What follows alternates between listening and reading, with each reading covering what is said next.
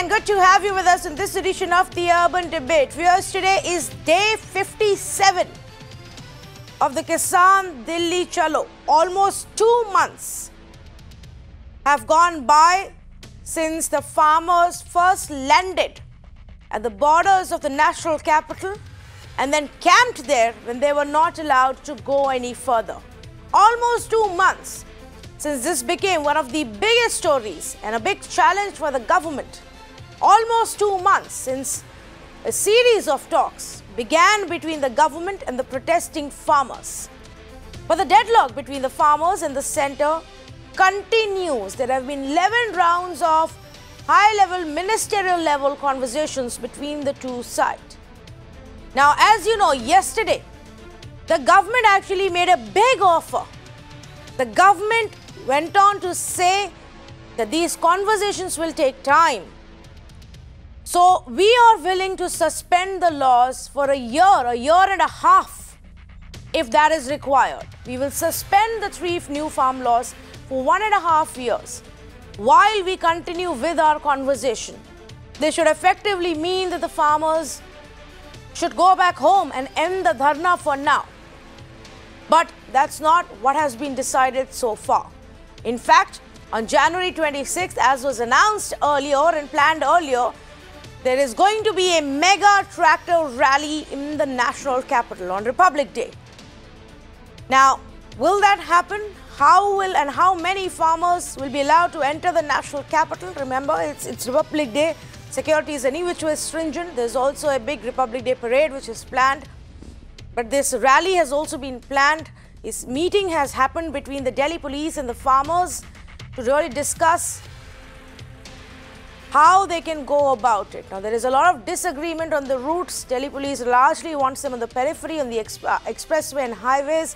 The farmers want to take it through the national capital. But take a look at what all has happened just today. Meeting between the farmers and the police, which was inconclusive because both sides were not willing to agree to one common solution. There was also a meeting between the 32 farmer unions. 32 farmer unions were protesting. That, in fact, is just underway. There was also a national level meet of farmers that was being held. And the next government meeting is now tomorrow. The farmers' government meeting will be held tomorrow, so the farmers need to have an answer by then on government's offer. So let's straight away go across to Alok, who's joining us with the latest. Alok has been tracking these meetings for us, internal discussions. Alok, they need to have an answer for the government by tomorrow. What's going on?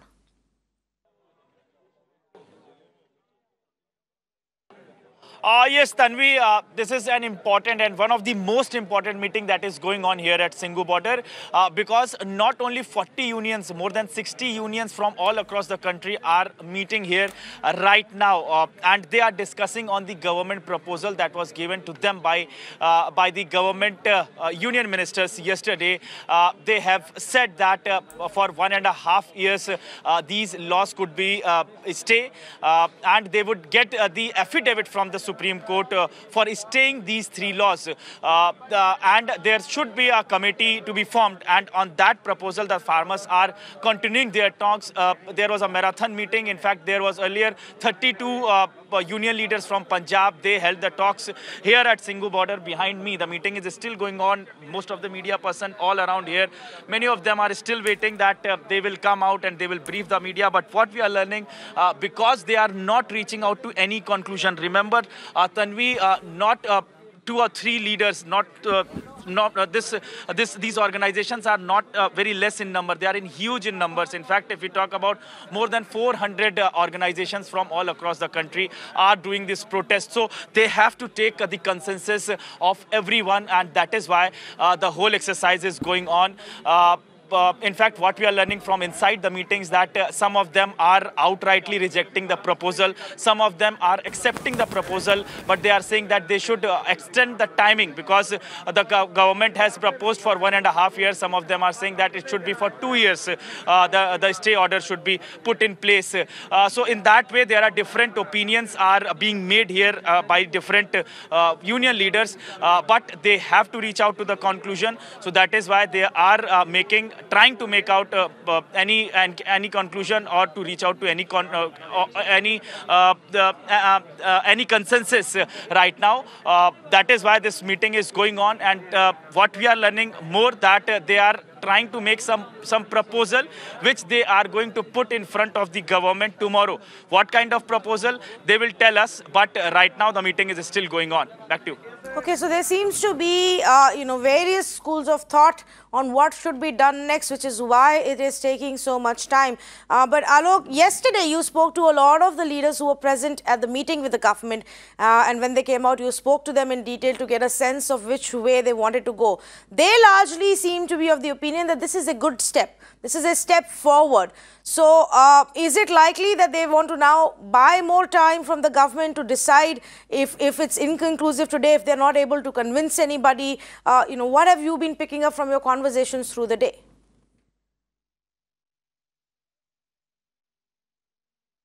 Yes, absolutely, Tanvi. You rightly said that they may take more time from the government.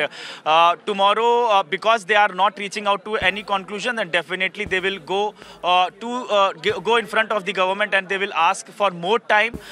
Remember, because there are many farmers who are wanting that these 3 laws should be completely repealed. So in fact, when the farmers from Punjab or Haryana, when they came here, those who are at the field, those who are sitting at the ground, it is not easy to convince them that the government is ready, just staying the orders, just staying the law for 2 years or 1.5 years. So definitely that everybody wants the repealing of this law. So this is the main problem that the main leaders are facing. In fact, yesterday when I talked to many leaders, they were saying that it is a one step ahead because they feel that it is a small victory, what we can say, that that government is now come down and they are ready to repeal at least for 2 years. That is what they were saying. But complete repulsion is to be done. That is what the farmers, many of the farmers are saying. That is why the consensus has not been yet made, and they are trying to make the consensus on that. Back to you. All right, Alok, thanks so much for bringing us those updates. Of course, we're keeping a close eye. Alok's there, and we will know very shortly, hopefully, whether there has been a decision or we will have to wait to see longer what happens tomorrow then. But like Alok was pointing out, the government is ready to suspend the farm laws for up to 18 months, 1.5 years. The government says, meanwhile, we propose a joint committee to address the grievances. This committee will have farmers, government representatives, so at least in such a manner the conversation continues, and they've given a large timeline, 1.5 years.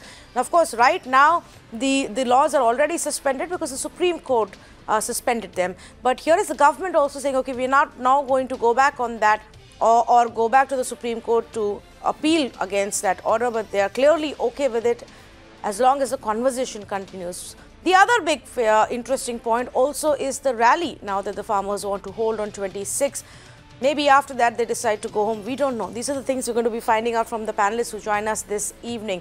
Because the Supreme Court appointed committee also met today, and they spoke to some of the farmers who came up with suggestions related to farm laws. So those who are protesting at the Singhu border, remember, have said they don't want to talk to the Supreme Court appointed committee. But there are other farmer groups in our country.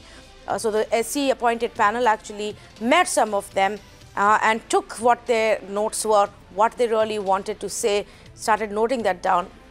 And so that parallel process is also on. And now the government is suggesting another committee. What happens next? Should the farmers end their protest for now and see where the conversation goes? Let's say good evening to Pallavi Sharma, spokesperson for the Congress Party, Mr. Sudesh Sharma, spokesperson for the BJP, Deshratan Nigam, a lawyer and an RSS supporter, joins us this evening. Thakur Kiranpal Singh, National Senior Vice President of BKU Bhanu, with us this evening as well. Thakur Kiranpal Singh जी, पहले मैं आपके पास आना चाहती हूँ. आपका क्या, आपके group का क्या है व्यू, क्या करेंगे आप किसान? पहले तो धन्यवाद आपको और मिरंडाओं को. मैं बताना चाहूंगा, किसानों के साथ तो अन्याय हो रहा है और किसानों ने ये सरकार इसलिए लाई थी कि सारे देश पहले सभी सरकारों को देख लिया है कि ये अब भाजपा को लाते हैं और भाजपा किसानों के लिए अच्छा करेगी. देखिए, राजनीति करने के लिए बहुत लोग हैं, परंतु किसानों के लिए सभी किसान सभी पार्टियों से सभी धर्मों के लोग होते हैं. इनमें किसानों के साथ जो हो रहा है, कि तारीख पर तारीख केस मुकदमों की तरह ठंड में इतनी ठंड, कड़कड़ाती ठंड में रोज तारीख पर तारीख दी जाती है। और मैं तो कहना चाहूंगा आपके चैनल के द्वारा कि अगर 26 जनवरी पर जिसे पेट पालने वाला ट्रैक्टर, जिसको देश को चलाता, देश का पेट भरने वाला ट्रैक्टर और देश को पालने, देश की रक्षा करने वाला टैंकर दोनों अगर साथ साथ चले तो देश के लिए नुकसान क्या है। सारे हमारे जितने आपकी डिबेट में बैठे हैं बुद्धिजीवी और सभी जो देखने दर्शक, बताएं उसमें नुकसान क्या है। जय जवान और जय किसान का नारा जब ही सिद्ध होगा। किसान जैसे सरकार हिटलरसाइड आ गई है, देखिए ये दोनों तरफ से अब ईगो बन गई है और इस ईगो का मैं जानता हूं कि इससे बड़ी विफलता इस सरकार की कभी नहीं है। जी, पर वो अब कह रहे हैं कि 1.5 साल एक बहुत लंबा समय होता है किरणपाल सिंह जी। 1.5 साल तक वो ये लॉज को सस्पेंड कर देंगे, आगे नहीं बढ़ेंगे इनके साथ। तो ये तो एक सरकार की तरफ से बहुत बड़ा चेंज है उनके एटीट्यूड और रवैये में। इसको क्यों नहीं किसान अब मान रहे हैं? देखिए, अगर आपको पता हो और जितने लोग आपके साथ बैठे हैं इनको पता हो, आरक्षण भी इसी तरह से कह के आया था देश में, और आरक्षण ने जो देश को बर्बाद किया है ना, आज वो स्थिति ये किसान 1.5 साल के लिए क्यों ये इसी ईगो पर क्यों आ रहे हैं। अगर किसानों की हित की कानून है तो किसान अपने हित के कानून के लिए कोई मना करेगा। इसलिए 1.5 साल के क्यों, 1.5 दिन भी नहीं होने चाहिए। अब अगर इनको अपनी, आज मुझे सारे बुद्धिजीवी ये बता दें, आज तक रिजर्वेशन जो हुआ है आरक्षण, वो केवल इसी की देन है कि 1.5 साल और 10 महीने और 10 साल के लिए था और वो जीवन भर के लिए हो गया। आज कोई सरकार उसे हटा नहीं सकती।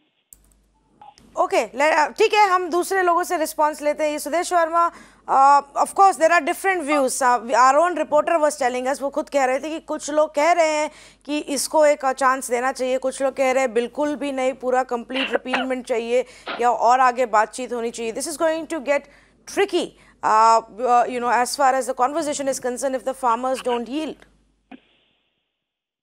देखिए, किरणपाल जी के कारण मैं हिंदी में बोलना चाहूंगा जिससे लोगों को, आपके दर्शकों को ज्यादा समझ में आए। देखिए, मुद्दा ये है कि आपने कहा, किरणपाल जी, मैं आपको डायरेक्ट एड्रेस कर रहा हूं, आपने कहा ईगो। देखिए, सरकार का ईगो कुछ नहीं है। सरकार तो यहाँ की जनता ने चुना है, ये जनता की ईगो की बात है। और उसके बाद भी सरकार अपने पोजीशन से हर कदम पीछे हटाकर आपको एकोमोडेट करने का प्रयास कर रही है। ये कानून संसद के द्वारा बनाया गया है और ये पहली बार देश में देखा जा रहा है, तन्वी जी, कि ये कानून जो किसी से कुछ छीनता नहीं है, किसी को एक पैरेलल सिस्टम देता है, ये कहते हुए कि अगर आपको जरूरत लगे तो इस कानून का इस्तेमाल करो और नहीं लगे तो मत करो, कोई आप पर फोर्स नहीं करेगा। ये कौन लोग हैं जो चाहते हैं कि जो लोग इसका इस्तेमाल करें वो उसका इस्तेमाल भी नहीं कर पाए? क्या वेस्टेड इंटरेस्ट है? ये एक मुद्दा है। दूसरा मुद्दा ये है कि सरकार उसके बाद भी आपकी बातों को समझ रही है। शायद आपकी बातों में वो दम हो जो हम लोग नहीं समझ पाए हो, इसलिए सरकार बोल रही है कि हम इसको एवेंस में रखेंगे 1.5 साल तक। क्योंकि आप तो यही बोल रहे थे कानून को खत्म कर दो, फिर नया विचार करते हैं। तो कानून खत्म करने की जगह इसको सस्पेंड किया जा रहा है 1.5 साल के लिए, और उसके बाद हम मिलकर चर्चा करेंगे और देखेंगे क्या सही है क्या गलत है। बहुत लॉजिकल स्टेप है और एकदम नतमस्तक है आपके सामने, कोई ईगो नहीं है। लेकिन आप इसको ईगो का मसला मत बनाइए, क्योंकि देश देखिए लॉजिक से चलता है। मैं अगर आपसे लॉजिक की बात करूं तो आप लॉजिक का आज तक किसी ने बात नहीं की। आपने बोला कि तारीख पर तारीख पर तारीख, हर तारीख पर गए आप और आपने जिरा नहीं की। आप पीठ दिखा के सरकार को बोले नहीं आप कानून वापस करो, हम आए इसलिए कि आपने बुलाया है, लेकिन हम कोई आर्गुमेंट नहीं करेंगे, ना आर्गुमेंट सुनेंगे। आप आर्गुमेंट कोई बोलता है तो आप बोलते हैं हमें पढ़ाओ मत, हमें सब पता है। हम बोलते हैं कानून के कई बिंदु पर बात करें, आप बोलते हैं हमें बात नहीं करें, कानून को हटा लीजिए। तो देखिए, सरकार इलॉजिकल नहीं है। अपने अंदर भी झांक कर देखिए, ये वक्त आ गया है। पूरी दुनिया आपको देख रही है, सब लोग आपको देख रहा है। ऐसा भी न लगे कि लोगों को लगे कि आप इतने ज्यादा हठधर्मी हो गए हैं, इतने ईगो में आ गए हैं और आपको लग रहा है कि सरकार को वापस ही करना पड़ेगा, इसलिए नहीं हम इसको एक्सेप्ट नहीं करेंगे। ये सही मैसेज आप नहीं दे रहे हैं। वर्मा जी के जवाब का मैं 1 मिनट में जवाब दूंगा। वर्मा जी, ये सरकार बनाने वाले हम लोग हैं, भाजपा को लाने वाले हम लोग हैं, इनसे अधिकार मांगने वाले हमारा अधिकार है। भाजपा हमने बुलाए, हमने चप्पे में मथुरा से बिलोंग करता हूँ, मथुरा से, और भारतीय किसान भानु का राष्ट्रीय वरिष्ठ उपाध्यक्ष हूँ। चिल्ला बॉर्डर पर हमारा संगठन काम कर रहा है, राष्ट्रीय अध्यक्ष जी और पूरे प्रदेश अध्यक्ष और पूरे हमारे लोग चिल्ला बॉर्डर पर बैठे हुए हैं और मैं आपको बता दूं, हम लोग हठधर्मी नहीं कर रहे, हठधर्मी सरकार कर रही है। सरकार को बनाने वाले हमें, सरकार अगर चाहते हैं हम लोग कि भाई सरकार इन कानूनों के साथ एक कानून और बनाती, तो सरकार ने ईगो बनाया, हमने नहीं बनाया वर्मा जी। नहीं वो ओके, सुदेश वर्मा आप जवाब दीजिए। मैं तो इसकी बात को मान ही रहा हूं तन्वी जी। मैं तो बोला ही कि सरकार जो है, सरकार को जनता ने बनाया है, आप भी जनता के ही पार्ट हैं। और किसानों के सामने तो नतमस्तक आपको प्रधानमंत्री हमेशा अन्नदाता ही बोलते हैं। हम लोग किसान बोल भी दे, प्रधानमंत्री जी के मुंह से अन्नदाता ही निकलता है आपके लिए। और उसके बाद भी अगर आप प्रश्न लगाएंगे हमारी भक्ति पर और हमारी नीयत पर, तो देश की जनता जो है वो सब देख रही है, सही क्या है गलत क्या है। लॉजिक भी होना चाहिए, कुछ विवेक भी होना चाहिए, उस पर तथ्यों पर भी बात होना चाहिए। Well, I just want to tell our viewers, एक मिनट किरणपाल सिंह जी, एक मिनट मैं ये बता दूं कि ये ऑफिशियली जो बात हमें लग ही रही थी, ये ऑफिशियली अब जो संयुक्त किसान मोर्चा है उनकी तरफ से एक स्टेटमेंट आ गया है कि वो ये गवर्नमेंट के प्रपोजल को एक्सेप्ट नहीं करते हैं। तो उन्होंने तो गवर्नमेंट का ये प्रपोजल पूरा ही रिजेक्ट कर दिया है। Sudesh Sharma, this is going to get more difficult for the government now because the farmers don't, वो नहीं मान रहे हैं, वो इस चीज के लिए भी अगर नहीं मान रहे तो अब आगे क्या प्लान रहेगा? तन्वी जी, we have been always been apprehensive and people of this country, they are also apprehensive that this movement of genuine farmers has been hijacked by vested interest. They would not allow any resolution. Government can try its best, and this demand that withdraw the law is almost like withdrawing, no? For 1.5 years, almost like withdrawing. It's not going to be implemented. Government is ready to give affidavit, and then we can discuss what is good. But you say that no law should come, it means that you don't want reform in the agriculture sector, which is not possible. You are saying that, okay, we are the farmers. Of course, we have consulted farmers. There are 70 crore people who are concerned with farming community. It's not that we have not taken them into confidence. There is a history of that, Kiranpal Singh ji.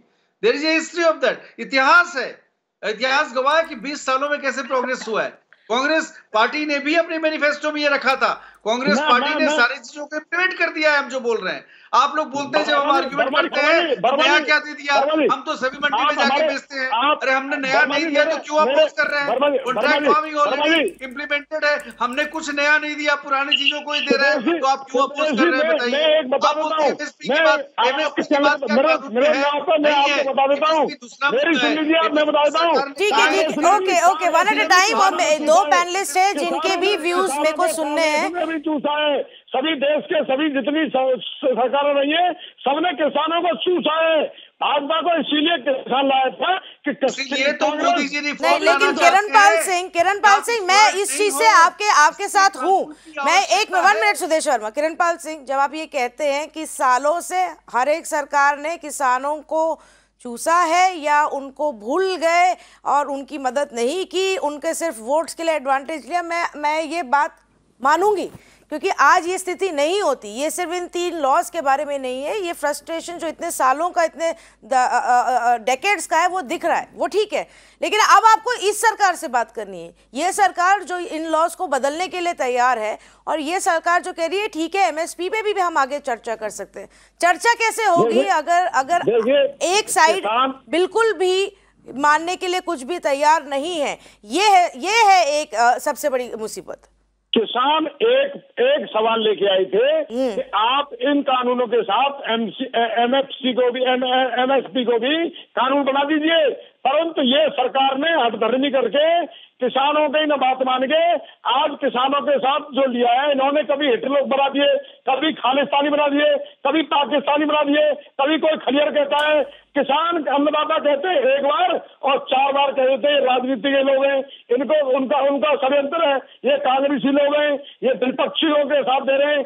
अरे ऐसा नहीं है सुदेश जी, हम भाजपा के सच्चे सिपाही थे, भाजपा को लाने वाला ये बच्चा किसान था, और आपने इतने 2 महीने इनको रोड पर बिठा करके इन्हें बौछारा मार के इनके सामने गड्ढे खोद करके ठंड में ला के ये आपने इनको इस मुकाम पर पहुंचाया है। ओके, ठीक, नहीं मैं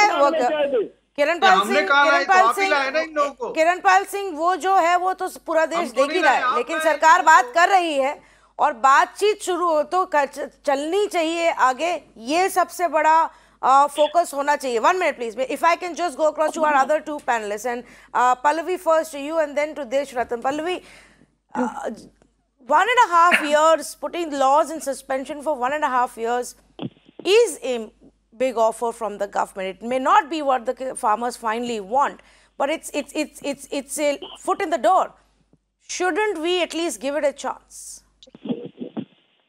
You know, Tanvi, the sad part is this, that 135 farmers, as we speak today and discuss this, have sacrificed their life for this cause. Now, the proposal that the government is giving today to the farmers that will put these laws in abeyance, this proposal was given to the farmers on the first or second round of talks itself. The only difference is the government had not given a time limit, but it had said we'll put the laws in abeyance, we'll form a committee, if you remember, and the farmers had rejected that proposal. Today, when 135 farmers have died for the cause, sacrificed their lives for the cause, the farmers have been sitting in protest for 97 days in this shivering cold, in these chilly winter nights on Delhi highways. What is the point of the government to put this proposal in front of the farmers right now, and why should the farmers accept it? You made a mockery out of this discussion. And right now, what Mr. Sudesh Verma, the BJP spokesperson, was saying on your panel, he said it himself. He said 1.5 years putting the laws in abeyance is equal to withdrawing those laws. Then why don't you say it in clear terms? Because the farmer spokesperson who was speaking now is absolutely right. This is an ego battle for the government. They can't say directly that we've lost this fight to the farmers and we'll withdraw these laws.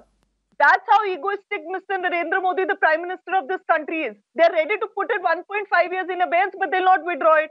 The BJP spokesperson himself just now said that 1.5 years is equal to withdrawal. Then directly say that we're withdrawing these laws. Let the farmers go home. There are women, there are children who've been sitting there in the cold. 135 farmers have been died. And second, Mr. Sudesh Verma and the BJP, Tanvi, let's not forget, has gone on record in the Supreme Court. The AG on record has said that they're Khalistanis sitting in the protest. Then why are you doing this sham of talking to the farmers? Don't talk to them. If you think vested interests have hijacked the protest, you just said it, your AG says it on record in the court, then what is this sham you're putting up of talking to these farmers? Then they're not farmers, then don't talk to them. Don't fool them. Don't play with their emotions like this, because they represent the entire country right now. And Mr. Sudesh Verma, if you stop your rant, can I respond? Yes. Okay. No, I just rant on no. Okay, let us be polite to each other. Let us be polite to each other and continue with this civil conversation that we are trying to have here. But Pallavi point, while your points BJP will respond to, I'm sorry, I find it a little hypocritical, Pallavi, that the Congress party seems to be feeling so much for the 135 farmers who've died in these months of protest, but didn't feel anything for years and years when thousands of farmers were killing themselves. Look at the statistics for any year. Please pull out the statistics for any year. Pull it out from one single state. Each state has seen more annual suicides of farmers than we have in these months. Yes, they are protesting right now and dying in that protest. But for every year where they have killed themselves is because we forgot them. And the governments forgot them. So please, let's not pretend that suddenly we discovered this love for farmers, which we didn't have all of these years at all. I have to go across to Mr. Desh Ratan Nigam. Sudesh Verma, I'll come to you. I just respond to your allegation. No, this is not an allegation. This is a fact. This is a fact. There is nothing to respond. I am only quoting facts from NCRB on farmers' suicides. It's not a fact. To say that the Congress is actually let me tell you where says law, Tanvi. He said that we had given this proposal earlier. Can she show where we gave this proposal earlier? We had only said one at a time. Never said that law. One at a time, please. I am not going to be able to hear either of you two. Sudesh Verma, one at a time. Yes. That we will postpone. We will not implement. We never said that. We said, let us have a committee where the law will also be implemented. For the first time, the government has said, yes, because we care for the farmers. Please don't create problems. Don't falsify history. Okay. Today is not yesterday. Yesterday it was something else. Today is something else. Okay. Pallavi. Yes, Pallavi. Strong. But referring to the emotions, you know what emotions are. See, you can try to do Mr. Sudesh Sharma, I got your point. Mr. Sudesh Sharma, I got your point. I got your point, Mr. Sudesh Sharma. There is no point. I got it. Please allow me to go to our other panelists. Where vested interests have Mr. Sudesh Sharma, are you able to hear me? Are you? Okay, yes. Now I want Pallavi to respond and then we will go to Desh Ratan Nigam. Please keep it short because Desh Ratan has not spoken yet. Yes. Very short, Tanvi. Why did she lie? On the 1 second, sir. You said कि संसद में ये laws बनाए गए हैं. संसद में आपने चर्चा ही नहीं होने दी, सर. आपने चर्चा कहाँ की संसद में? पूछिए राहुल गांधी जी से, चर्चा क्यों नहीं हुई? राज्यसभा में क्या किया? पूछिए आपके कहाँ थे वो? चर्चा क्यों नहीं किए? अगर आप 1.5 साल कानून को संसद के बाहर मैं नहीं दे सकता. अब आपके पास मौका है पूरे देश को साबित करने के लिए, किसानों को साबित करने के लिए. बोला ना, के रिकॉर्ड को प्ले करिए. देखिए झूठ बोला कि नहीं इन्होंने. डिबेट करिए संसद में इन लॉज पे, पूरे देश को साबित कीजिए कि कानून. अब संसद की बात कर रहे हैं आप डिबेट कीजिए ना. अगर आप 1.5 साल अबेंस पे डाल रहे हैं, 1.5 साल अबेंस में इन कानूनों को डाल रहे हैं, आप पार्लियामेंट का सेशन कराइए और आइए इन कानूनों पे चर्चा कीजिए. क्या तकलीफ है बीजेपी को इन कानूनों में चर्चा करने पे? झूठ क्यों बोला, मैं ये पूछ रहा हूँ. आप कुछ और बोल रहे हैं. आपने अभी झूठ बोला कोट करते हुए बीजेपी को. BJP never said that. What we said today we never said earlier. These laws in the parliament. Why did you pass these laws in the parliament? Why didn't you have a civil discussion? But no, I'm sorry, Pallavi, as there is merit to the question you're raising, but the question you're raising right now is a question we have debated upon for months together, since the time these laws were passed in the parliament.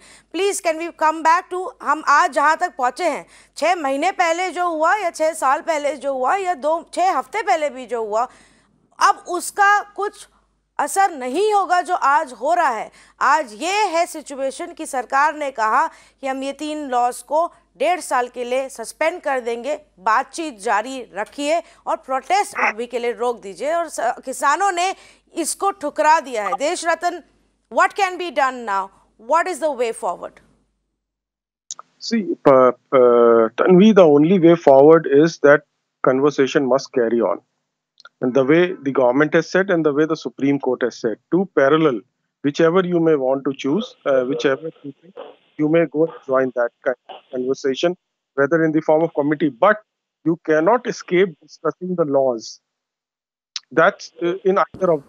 You can't say you go there and you will not discuss what is the problem with the laws or what is the benefit of the laws. Therefore, this kind of double standard with a mask on and mask off will not continue.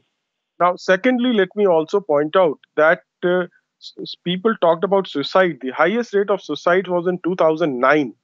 It increased from 2004, went on to increase till 2009. Then it started decreasing, and it further decreased down from 2014 onwards. You go to the Kisan today, they are so happy for receiving 6,000 cash, which is for poor and marginal farmers, which is too big a thing. Now, let me also point out, I don't think I should respond to Congress because they have taken so many U-turns, they don't know where they stand on this subject. So, the parallel process which is going on today is something which is very important. Supreme Court has been very soft on the protesters. Even the government has been very soft on the protesters. Government took 10 steps also. In fact, on the 2 steps, which I don't agree with the government about, direct benefit transfer of electrical subsidy, which was being opposed. Government agreed there not to implement it. And polluter pays the principle also has been kept aside.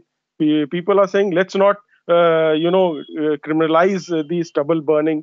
Government also agrees to that.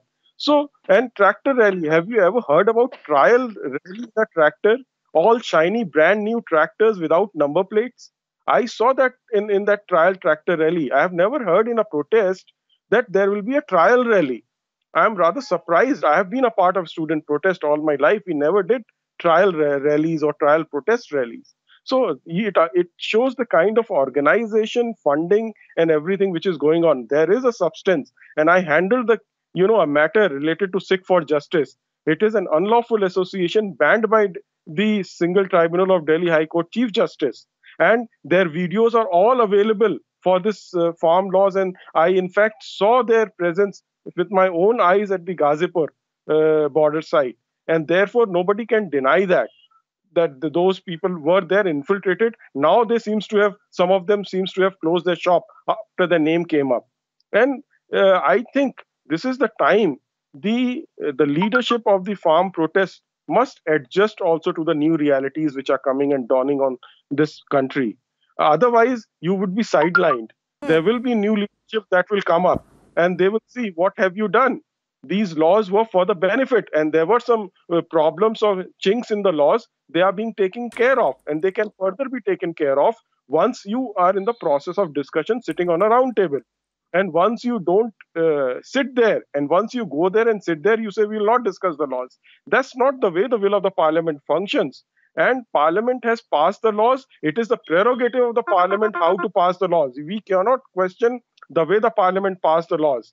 You don't have the majority. You don't have few people sitting out there. Your leaders run off, don't want to discuss. And then you say, there was no discussion. 20 years of hard thinking, deliberation have gone into this law. Every political party has put this on its own manifesto. But today, all U-turns for the sake of politics. That's a very dangerous trend. People don't forget. Everybody thinks that they have a short memory. No, people don't have a short memory. Manifestos are there. P. Chidambaram's statements are there. Sonia Gandhi's statements are there. Yeah. Manmohan Singh's statements are there. Kapil Sibbal's statements are there on record in parliament. And today, I'm not blaming Pallavi because she gets instructions from the leadership. She cannot go beyond instructions. Okay, I will ask Pallavi to respond to that. Yes. Tanvi, please, I'll be grateful if you could give me not the same amount of time because you got a lot of time, but just similar, no interruption time. Now, he made quick points. Mr. Nigam said that, government has been very soft on farmers. Tanvi, it's extremely appalling and it's disheartening. But I understand Mr. Nigam's position also. He's an RSS supporter. He supports the government. He's bound to say things like this. We have not forgotten. He's right. People do not have a short memory, Mr. Nigam. You're absolutely right. This country has not forgotten how these farmers were showered with water cannons in this shivering cold, how holes were dug up on highways, how they have still not been allowed to enter Delhi and they are sitting on the highway in the cold.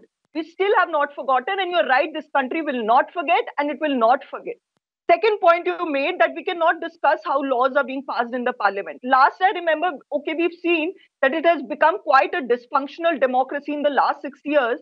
But it is still a democracy. India still continues to be a democracy, and we can still question how laws are passed. Despite of all the efforts that your government and Mr. Modi has put in destroying the democratic foundation of this country, it still continues to remain a democracy, and we can still question how laws are passed in the parliament. If you bulldoze through laws, you pass it through voice votes, and you don't allow the opposition to have a healthy debate, that's the will of the people, majority. That's the will of the people.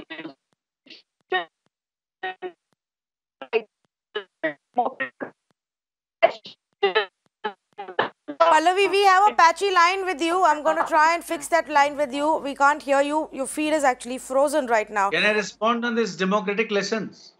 Yes. Okay. Sudesh Sharma's response, and then I also have to go across to Mr. Rakesh Tikait, who's just joining us. But yes, Sudesh Sharma. Tanvi, if they had respected democracy, they should have gone by what they promised in the manifesto. Whoever government comes to power, if we implement the points in their manifesto, they should have the guts to come and support us. But no, they will do politics. They should have guts to discuss issues in parliament, but they would not do so. They will dance on the desk so that no discussion takes place and the bill doesn't get passed. And outside they will come because they have lost in parliament. They'll come outside and try to sabotage the democratic process. You know what Mrs. Gandhi did during emergency? You are speaking boldly. We are debating issues, and this is the benchmark of democracy. That you can criticize us, we'll respect you. But we don't say democracy does not exist. Democracy exists in letter as well as in spirit. Mr. Modi goes by law, goes by the constitution, and a duly elected government with full mandate has come out with this legislation. Still we are listening to the farmers because We are not doing any great service to them. We want to talk to them. We want to address their concerns. And that is why the government is very, very accommodative. But we understand that Congress' entire politics will get punctured. So they would never allow farmers to understand what we are saying is in their benefit. Okay, they will Mr. always Sudesh try Verma, to add fuel to the fire. Yes, let's get some more farmer views here as well. Mr. Rakesh Tikait, one of the faces leading this protest and the conversations with the government with us right now. Rakesh Tikait जी, क्यों reject हो गया ये? कल जब सब meeting से निकले थे तो थोड़ा ऑप्टिमिज्म दिख रहा था कि एक कदम आगे बढ़ी है बातचीत, सरकार ने एक प्रपोजल दिया है, उसको हम सोचेंगे, बट आज तो हम वापस वहीं आ गए।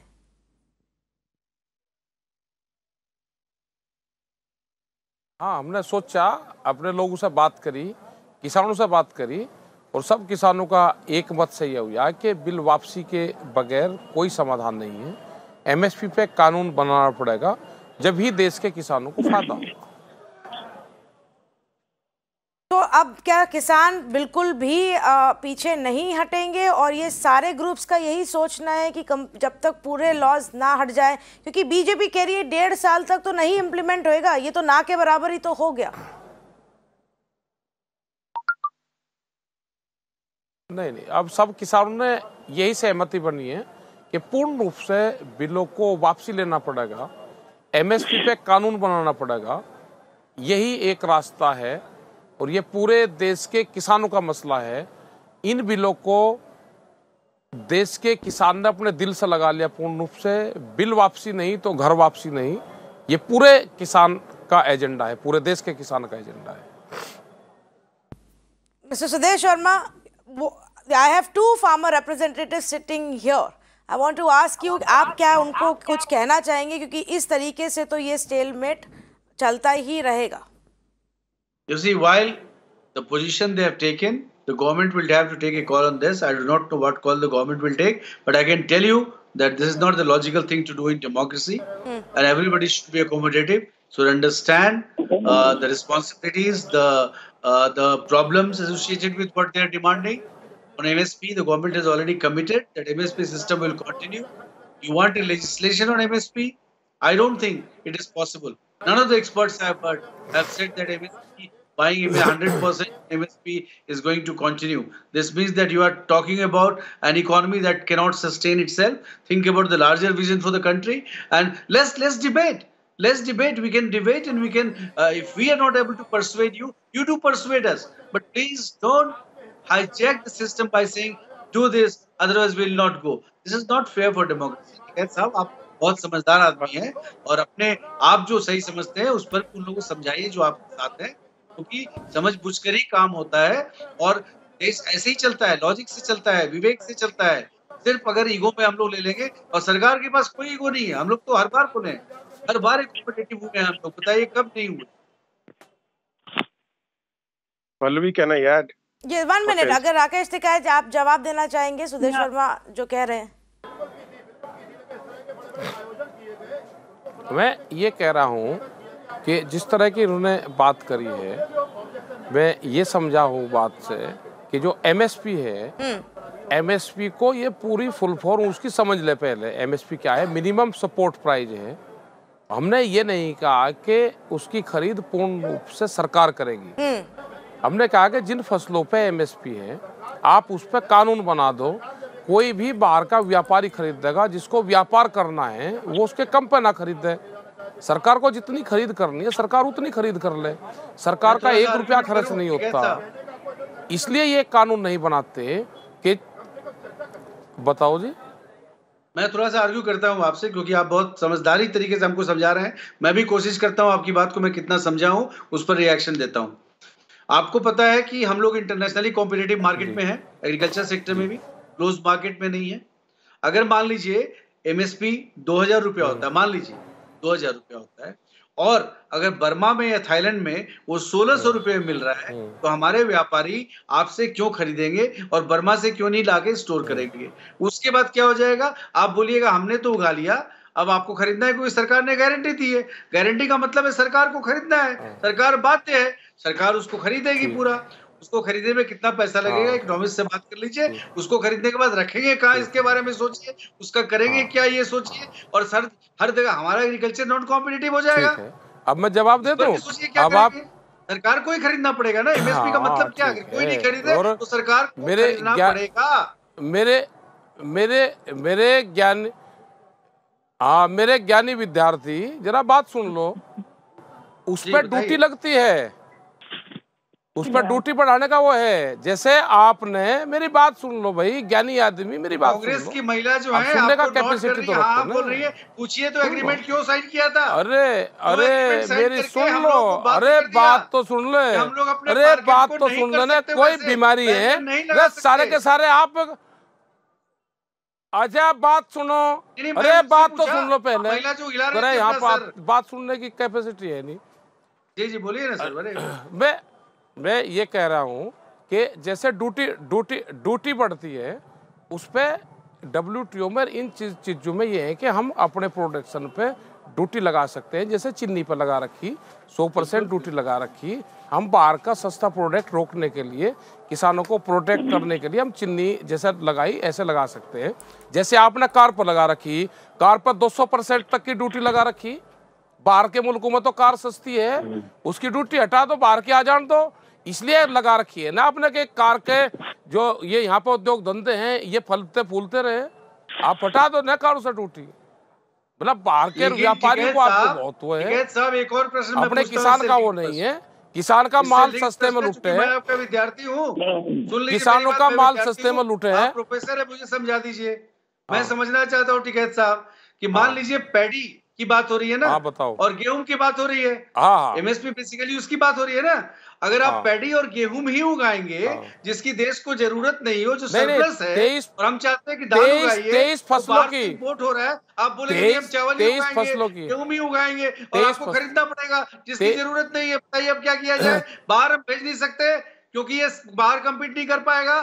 हम 23 फसलों पे है, आप उस पर कानून बना दो ना पहले।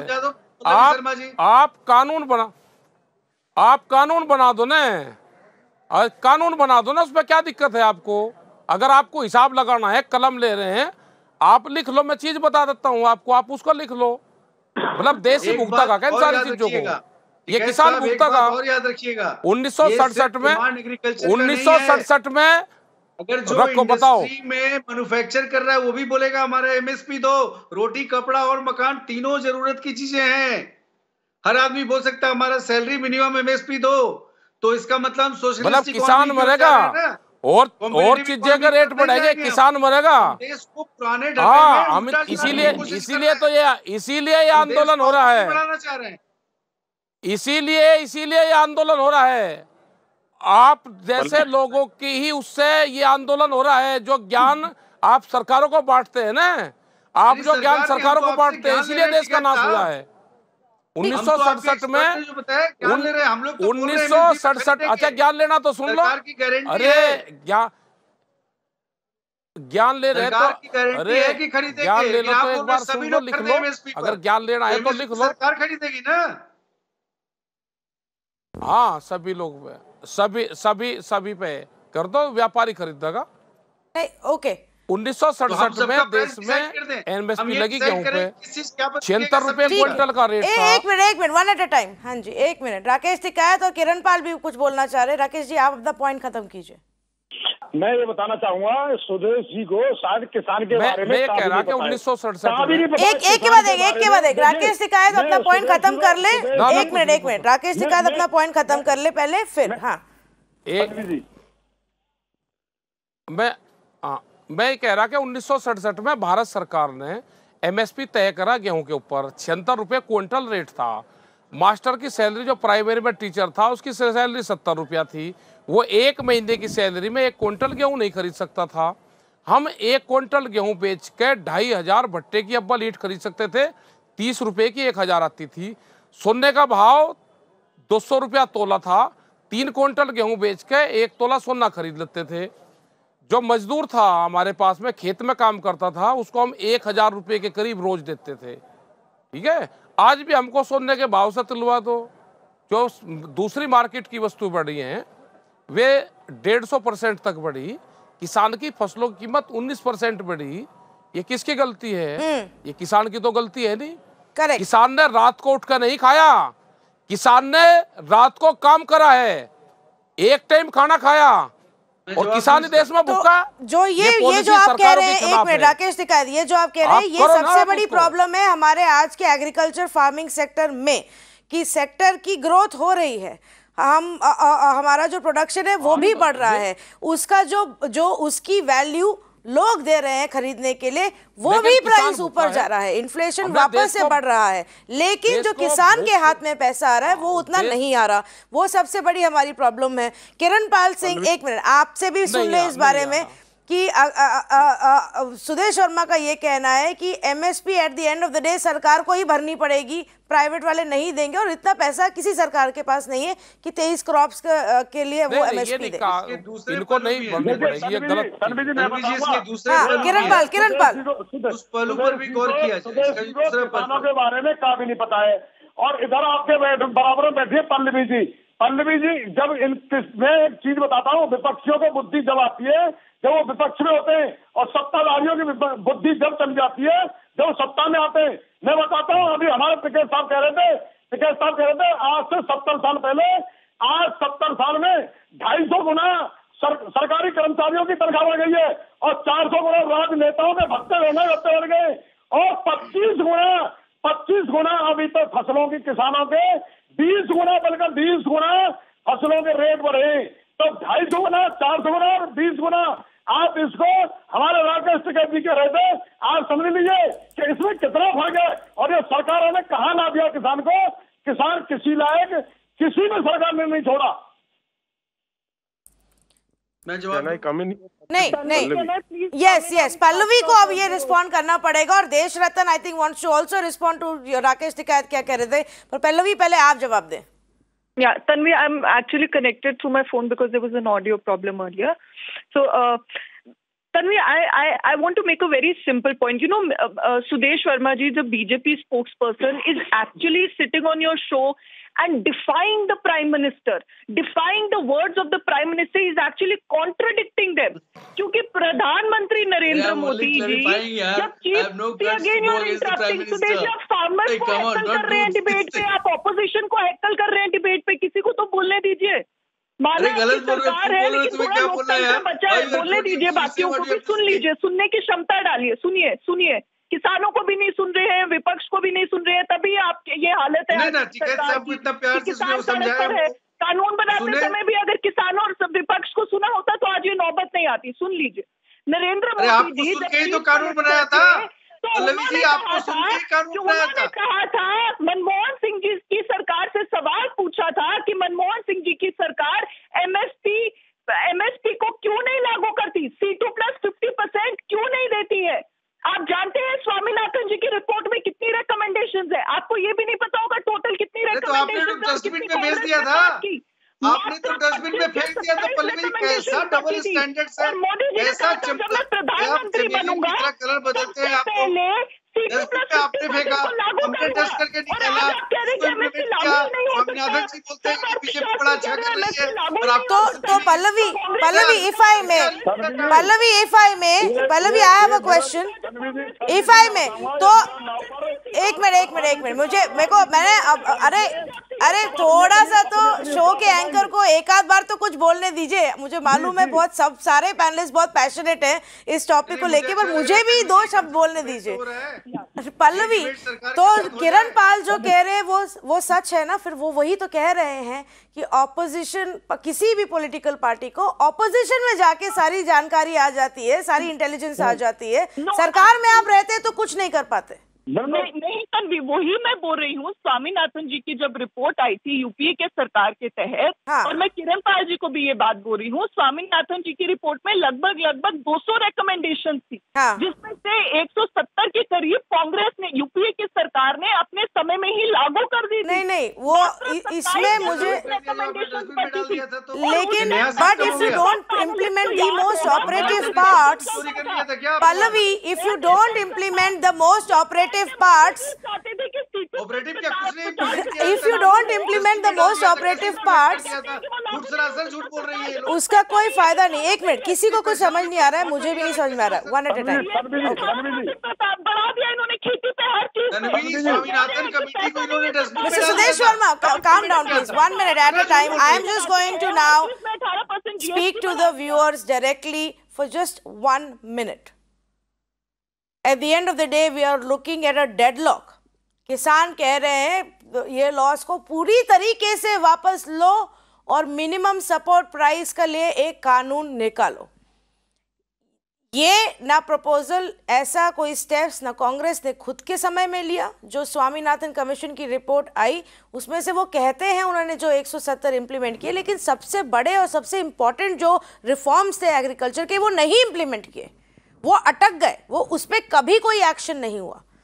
ये सरकार ने आके 3 नए लॉज लाए पर उन्होंने किसानों से बात ही नहीं करी इन लॉज के बारे में, और उन्होंने ये अब 3 कानून जो है इम्प्लीमेंट कर दिए, इसलिए वो वहाँ पे प्रॉब्लम आ गई। At the end of the day मैं वापस उसी इशू पे जाऊंगी जो पहले राकेश टिकैत ने उठाया और मैंने जो सवाल किरण पाल से भी पूछा। Desh Ratna Nigam, what is the point of a system where the country's economy is growing, where the money in your hands and my hands is going, हमारे हाथ का पैसा, हमारी सैलरी, हमारा इन्फ्लेशन, हमारी इकोनॉमी सब बढ़ रही है, एग्रीकल्चर सेक्टर का ग्रोथ भी इम्प्रूव हो रहा है, लेकिन किसानों के पास पैसा नहीं आ रहा, तो क्या फ़ायदा उस सिस्टम का? और उसमें अगर हम उनको कहें कि आपको बेसिक प्राइस भी नहीं मिलेगा तो ऑब्वियसली वो फिर धरने पे ही बैठेंगे। Pallavi, you have raised a very important issue in which I had addressed while giving an example of potato. The farmers get 2, 3, 4 rupees per kg, and what we pay from 30 to 50 rupees. So where does the money in between go? The money should have actually gone into the farmers' hands. What happens in between is the very rich farmers who have control over the mandi system, very rich, the traders, the middlemen, dalals who have taken control of the system, and the farmers suffer. And therefore, the real farmers are not benefiting. We consumers are paying a lot. You know, we all pay a lot of money for vegetables, for which farmers get very little. So we need, and these laws were there to exactly address the same issue. These reforms were there to allow them, to give them a choice to not to sell at the mandi system, which is to fair. sell it outside. Which is fair, Mr. Nigam, which is fair. I agree with you. Middleman, traders, they are the ones who added to the price. But I'll give you one small example. Mr. Nigam, जब private retail बड़ी level पे हमारे देश में शुरू हुआ था UPA के टाइम में, when BJP essentially was still against large private retailers coming into the market more in favor of the shopkeepers. If you remember, उस समय जितने बड़े प्राइवेट रिटेल चेन्स थे वो सब यही कहते थे कि हम किसानों से डायरेक्टली लेंगे, हम मिडलमैन और ट्रेडर के पास नहीं जाएंगे, हम उनके साथ कॉन्ट्रैक्ट फार्मिंग करेंगे, उनसे डायरेक्टली खरीदेंगे। Whatever little bit they tried, that price never benefited the farmer, Mr. Nigam. Yes. That only benefited the consumer. They got the best of the vegetables into their retail stores in the big cities at a good price and they pocketed the money. Even there. तो किसान को तो तब भी फायदा नहीं हुआ. Let me answer that. You know, that is why today a choice has been given. Earlier, there was only one system. Today, a kind of choice. If somebody tries to exploit you, you can sell it at the MSP, at the mandi. So that option is available to you. I think if I was a farmer, and then if I was getting less than the MSP, I would not go to a private person. I will sell it at mandi. And now, second issue is that we all have been debating, and we have got all these farmer leaders out here. I think there is the biggest organization of farmers in the world, Bharati Kisan Sangh. You should also invite their representative, which is the biggest farmer. He's saying that because it represents the RSS, because it is the RSS Kisan Sangh.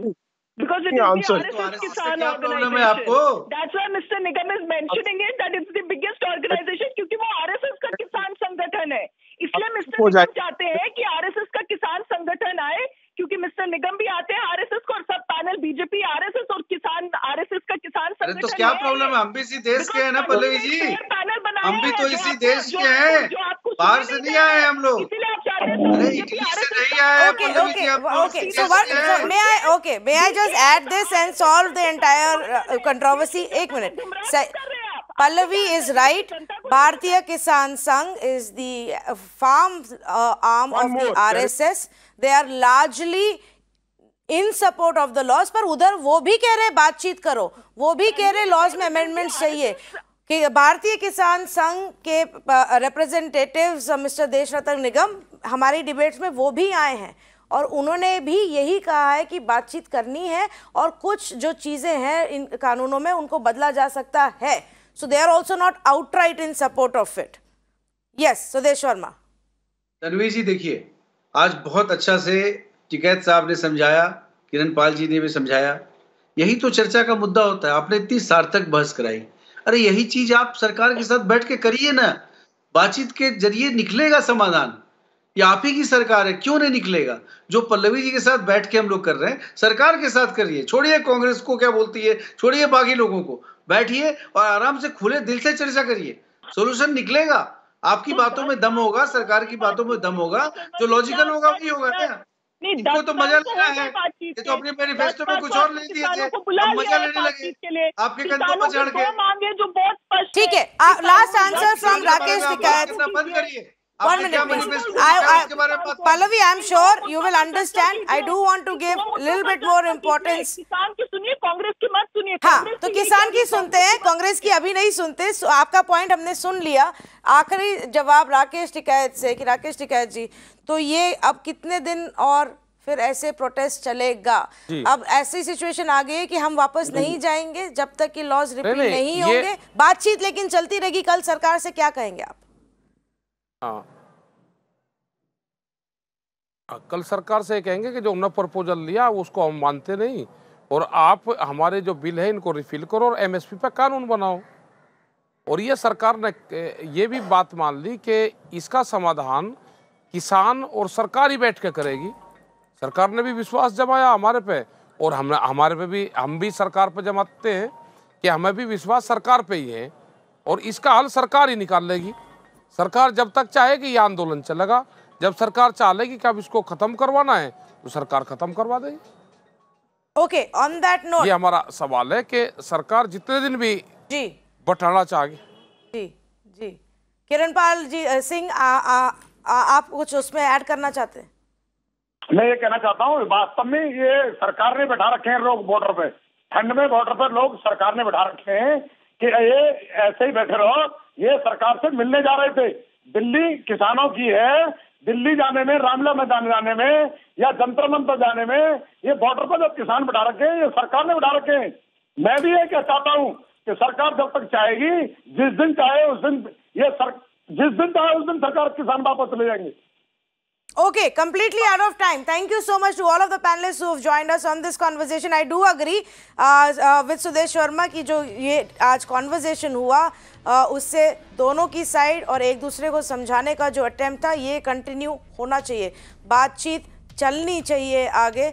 Protest भी चलता रहेगा। अब तो ये clear हो गया है कि किसान अभी अपना प्रोटेस्ट वापस नहीं लेने वाले। जितने हजारों किसान वहाँ बॉर्डर पे अलग अलग जगह पे आए हुए हैं वो अभी वापस घर नहीं जाने वाले।